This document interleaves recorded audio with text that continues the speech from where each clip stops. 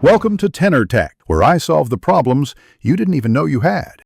You start by confirming the safe type because the unlocking steps depend on it.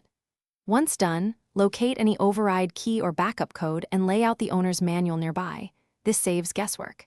Make sure the safe sits on a level surface and that batteries or power are fresh.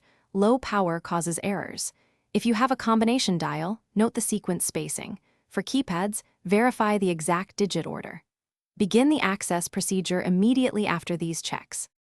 You now perform the core unlocking steps, applying the correct sequence precisely so the internal bolts align.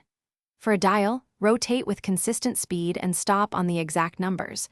For a keypad, press each digit firmly and wait for confirmation tones. If biometric, place the finger cleanly and hold. Repeat if it fails twice. As the mechanism engages, listen and feel for ticks and reduced resistance. Then pull the handle with steady pressure. Avoid forcing it to prevent damage.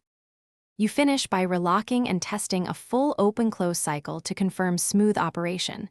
This prevents surprises later. Make a secure record of codes and key locations, but store them separately from the safe. If you are locked out, try the backup key, replace batteries, or perform the documented reset.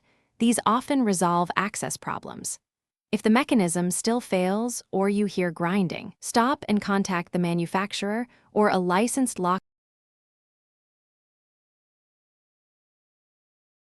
Thanks for watching. Subscribe to keep your life in tune.